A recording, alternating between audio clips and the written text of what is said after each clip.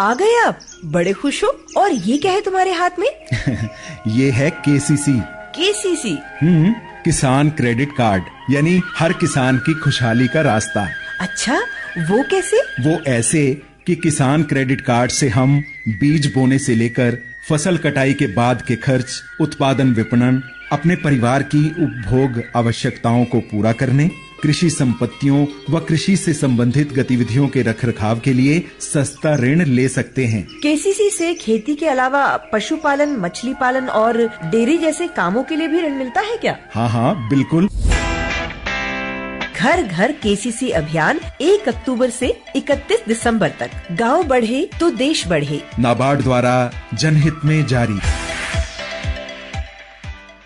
नमस्कार, ये आकाशवाणी चंडीगढ़ है। अब आप रतिका से प्रादेशिक समाचार सुनिए। पहले इस बुलेटिन के मुख्य समाचार। राष्ट्रपति द्रौपदी मुर्मू ने अंतर्राष्ट्रीय दिव्यांगजन दिवस पर दिव्यांगजन सशक्तिकरण राष्ट्रीय पुरस्कार प्रदान किए। राष्ट्रपति ने दिव्यांगजनों के सशक्तिकरण को सर्वोच्च प्राथमिकता देने पर बल दिया। हरियाणा के मुख्यमंत्री मनोहर लाल एवं गृहमंत्री अनिल विज सहित अन्य कई नेताओं ने भारतीय जनता पार्टी को राजस्थान, मध्य प्रदेश एवं छत्तीसगढ़ में मिल रही जीत को प्रधानमंत्री नरेंद्र मोदी की जनहितैषी नीतियों का परिणाम बताया है। हरियाणा के मुख्यमंत्री मनोहर लाल ने अधिकारियों को 1000 एकड़ क्षेत्र वाले चिन्हित किए गए लगभग 100 जल निकायों पर जल्द से जल्द काम शुरू करने के निर्देश दिए और हरियाणा में विकसित भारत संकल्प यात्रा जनभागीदारी की मिसाल बनी। मौके पर ही कल्याणकारी योजनाओं का लाभ मिलने पर लोगों ने संतोष व्यक्त किया। अब समाचार विस्तार से। राष्ट्रपति द्रौपदी मुर्मू ने आज अंतर्राष्ट्रीय दिव्यांगजन दिवस पर नई दिल्ली में दिव्यांगजन सशक्तिकरण राष्ट्रीय पुरस्कार प्रदान किए। दिव्यांगजनों के सशक्तिकरण के लिए कार्य करने वाले व्यक्तियों, संगठनों, संस्थानों, जिलों एवं राज्यों को असाधारण उपलब्धियों के लिए कुल 30 पुरस्कार प्रदान किए गए, जबकि 9 संगठनों को संस्थागत वर्ग में दिव्यांगजनों के सशक्तिकरण के लिए बेहतरीन कार्य करने के लिए सम्मानित किया गया। इस अवसर पर अपने संबोधन में श्रीमती मुर्मू ने दिव्यांगजनों के सशक्तिकरण को सर्वोच्च प्राथमिकता देने पर बल दिया और कहा कि दिव्यांगजनों का कड़ा संघर्ष एवं उपलब्धियां आम नागरिकों के लिए प्रेरणादायक हैं। उन्होंने वर्ष 2030 तक सतत विकास लक्ष्यों की उपलब्धि हासिल करने के लिए दिव्यांगजनों को हर जगह डिजिटल एवं व्यक्तिगत पहुंच की सुविधा उपलब्ध कराने के महत्व पर बल दिया। उन्होंने कहा कि दिव्यांगजनों के लिए नए संसद भवन तक पहुंचना आसान है, जो संवेदना एवं समावेशिता के सिद्धांत को दर्शाता है। भारतीय जनता पार्टी को राजस्थान, मध्य प्रदेश एवं छत्तीसगढ़ के चुनाव परिणाम में मिल रही जीत पर हरियाणा के मुख्यमंत्री मनोहर लाल ने प्रसन्नता व्यक्त करते हुए कहा कि ये केंद्र सरकार की जनहितैषी नीतियों के कारण संभव हुआ है। आज हिसार में चुनाव परिणामों पर प्रतिक्रिया देते हुए मुख्यमंत्री ने कहा कि तेलंगाना में भी बीजेपी की 1 सीट थी, जबकि अब बीजेपी को 10 सीटों पर बढ़त मिली है। उन्होंने कहा कि इन राज्यों के चुनाव परिणाम का असर हरियाणा के विधानसभा और लोकसभा चुनाव पर भी पड़ेगा। गृहमंत्री अनिल विज ने बीजेपी को मिल रही जीत पर प्रतिक्रिया देते हुए कहा कि लोग प्रधानमंत्री नरेंद्र मोदी की नीतियों को स्वीकार कर रहे हैं। रोहतक से सांसद डॉ अरविंद शर्मा ने इसे जनता के भारतीय जनता पार्टी और प्रधानमंत्री नरेंद्र मोदी के प्रति अटूट विश्वास एवं स्नेह की जीत बताया है। उन्होंने कहा कि इन राज्यों में जनता ने विकास की राजनीति पर मुहर लगाई है। हरियाणा विधानसभा के अध्यक्ष ज्ञानचंद गुप्ता ने इस जीत का श्रेय प्रधानमंत्री नरेंद्र मोदी की कार्यप्रणाली, गृहमंत्री अमित शाह और बीजेपी के राष्ट्रीय अध्यक्ष जेपी नड्डा को दिया है। भिवानी से विधायक घनश्याम सर्राफ ने कहा कि जनता ने प्रधानमंत्री और बीजेपी की नीतियों में आस्था जताई है। वहीं कैथल में विधायक लीलाराम, पार्टी के जिला अध्यक्ष अशोक गुर्जर व अन्य नेताओं ने जीत पर बधाई देते हुए जीत का श्रेय शीर्ष नेतृत्व एवं सभी कार्यकर्ताओं को दिया।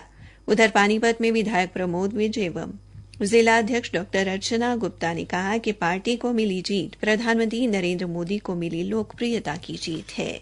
हरियाणा के मुख्यमंत्री मनोहर लाल ने अधिकारियों को अब तक चिन्हित किए गए 1000 एकड़ क्षेत्र वाले लगभग 100 जल निकायों पर जल्द से जल्द काम शुरू करने और आगामी मानसून से पहले इसे पूरा करने के निर्देश दिए हैं। आज चंडीगढ़ में सिंचाई एवं जल संसाधन विभाग के अधिकारियों के साथ जल संरक्षण योजनाओं की समीक्षा करते हुए मुख्यमंत्री ने ये निर्देश दिए। उन्होंने कहा कि इससे बारिश के अतिरिक्त पानी का भंडारण किया जा सकेगा। उन्होंने जल संरक्षण के लिए अरावली की तलहटी में छोटे तालाब बनाने और जनसंवाद कार्यक्रमों में ग्रामीणों द्वारा बताए गए कार्यों को भी जल्द से जल्द पूरा करने के निर्देश दिए। प्रादेशिक समाचार आकाशवाणी चंडीगढ़ से प्रसारित किए जा रहे हैं। हरियाणा में विकसित भारत संकल्प यात्रा जनभागीदारी की मिसाल बन रही है।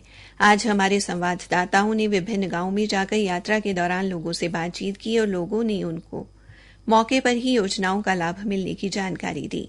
कुरुक्षेत्र के थानेसर खंड के गांव तिगरी खालसा में थानेसर से विधायक सुभाष सुधा ने जन कार्यक्रम विकसित भारत संकल्प यात्रा को संबोधित किया। इस दौरान 8 पात्र व्यक्तियों के मौके पर ही बीपीएल कार्ड भी बनाए गए।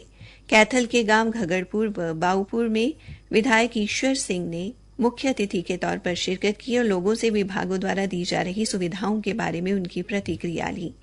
उन्होंने गांव के स्कूल में बनाए गए पुस्तकालय का उद्घाटन भी किया।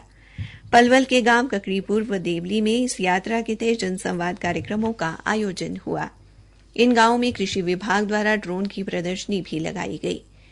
रेवाड़ी के गांव मंदौला, निकरी, सांपली, निमोट, आकोड़ा और बगथल में भी आज विकसित भारत संकल्प यात्रा पहुंची। सांपली में सहकारिता मंत्री डॉ बनवारी लाल ने लोगों को भारत को विकसित राष्ट्र बनाने के संकल्प की शपथ दिलाई।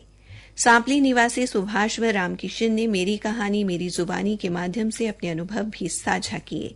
यात्रा के आगमन में पंचकूला के बरवाला खंड के गांव कनौली में बीजेपी के प्रदेश कार्यकारिणी सदस्य वीरेंद्र भाऊ ने लोगों को संबोधित किया।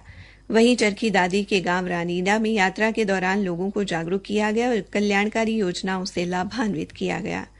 चंडीगढ़ से हमारे संवाददाता ने बताया कि यात्रा के कल तीसरे दिन 75 ग्राम पंचायतों और शहरों में आयोजित विभिन्न कार्यक्रमों में 41,000 लोगों ने भागीदारी की और 300 महिलाओं को उल्लेखनीय कार्य करने के लिए सम्मानित किया गया। आज अंतर्राष्ट्रीय दिव्यांगजन दिवस पर रोहतक में एक समाज सेवी संगठन द्वारा दिव्यांगजनों को तिपहिया साइकिल व व्हील चेयर प्रदान की गई। कार्यक्रम के मुख्य अतिथि समाज सेवी राजेश जैन ने दिव्यांगजनों की हौसला अफजाई की। इस अवसर पर स्वास्थ्य जांच शिविर भी लगाया गया।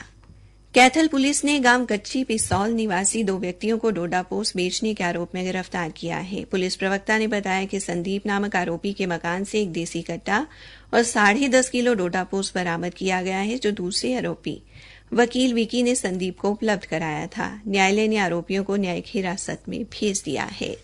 हरियाणा के राज्य स्तरीय खेल मुकाबलों के दूसरे चरण का आयोजन कल से रोहतक और फरीदाबाद में किया जाएगा। रोहतक में नेशनल स्टाइल कबड्डी, भारोत्तोलन और कुश्ती के मुकाबले होंगे। उपायुक्त अजय कुमार ने बताया कि रोहतक में इस खेल महाकुंभ में 704 महिला एवं 924 पुरुष खिलाड़ी हिस्सा लेंगे। वहीं फरीदाबाद जिले में एथलेटिक्स, तलवारबाजी और निशानेबाजी की स्पर्धाएं होंगी। उपायुक्त विक्रम सिंह ने बताया कि जिले में एथलेटिक्स के 1200, तलवारबाजी के 500, निशानेबाजी के 250 खिलाड़ी इस खेल मुकाबले में भाग ले रहे हैं। नेपाल के काठमांडू में हुए दक्षिण एशियाई कराटे प्रतियोगिता में भिवानी की खिलाड़ी दीपिका ने रजत पदक हासिल किया है।